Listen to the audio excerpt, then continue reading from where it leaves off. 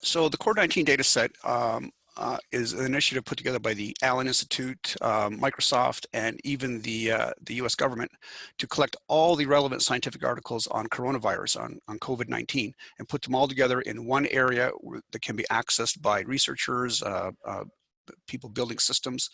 And basically the challenge was, let's see what the community can do with this, apply AI, apply whatever you want, and let's see if we can get some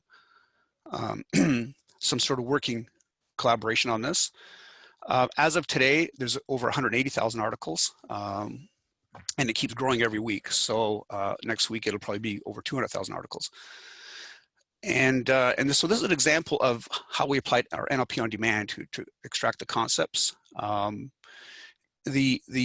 mentioned that we have possible different knowledge sources that are applicable, and for the CORD-19, we applied these collection of knowledge sources: therapeutic or preventive procedures, symptom side effects, disease or syndrome, finding our core knowledge base, pharmacological substances, and so on and so forth. So we took these 130,000 articles and we first needed to process them with the NLP engine. So we extracted all the concepts from the title and the abstract sections using all of these knowledge sources that George mentioned.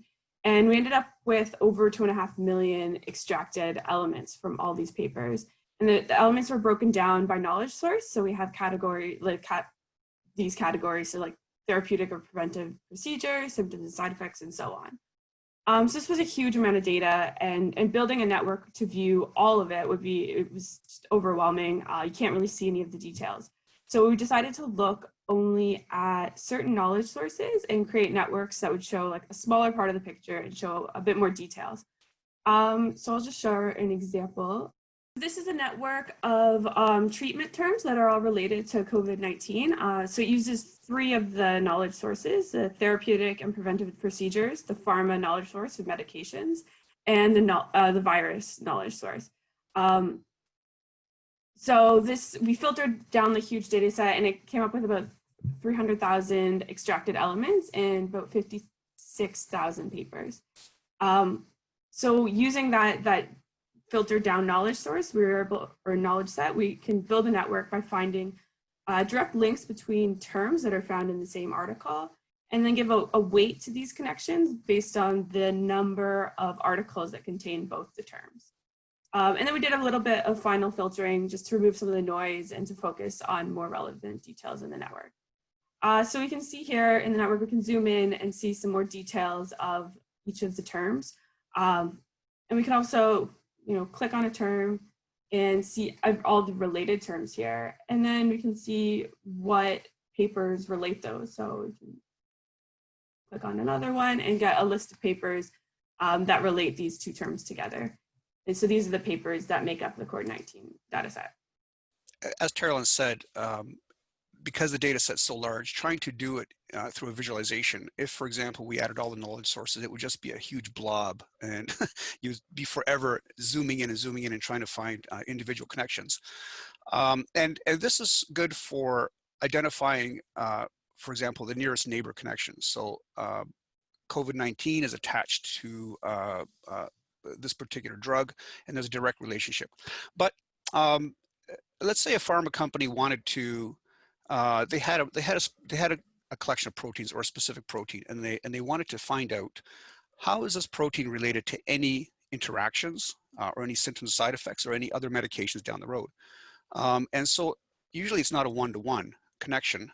It might require going through a whole bunch of papers to identify connecting papers, 5 or 6 papers that will connect that stream of information.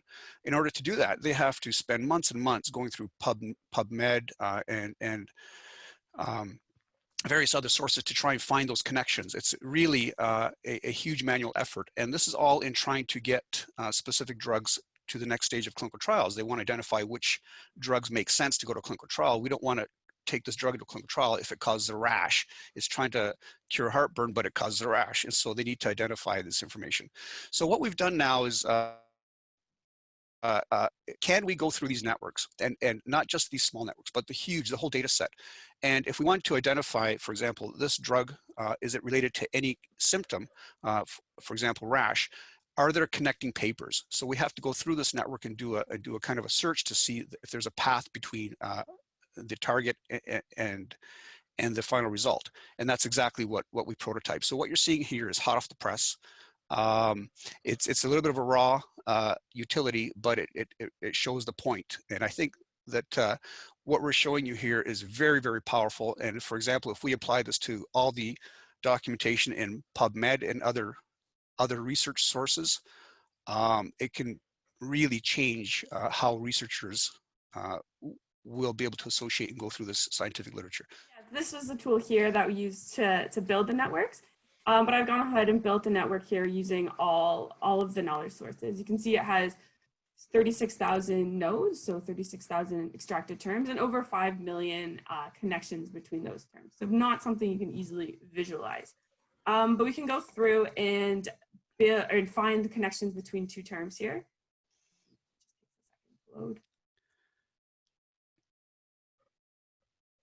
So this is the list of 36,000 terms. So we can choose any two terms. I'm going to choose protein and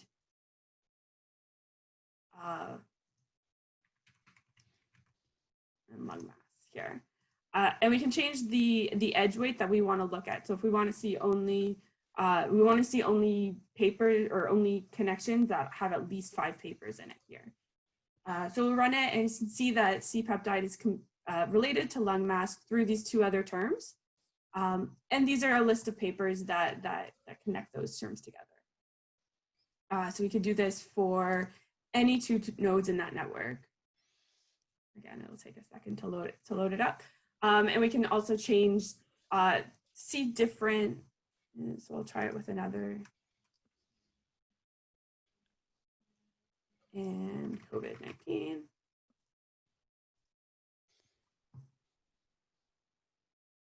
So you can see changing the minimum edge weight might change the path that relates them.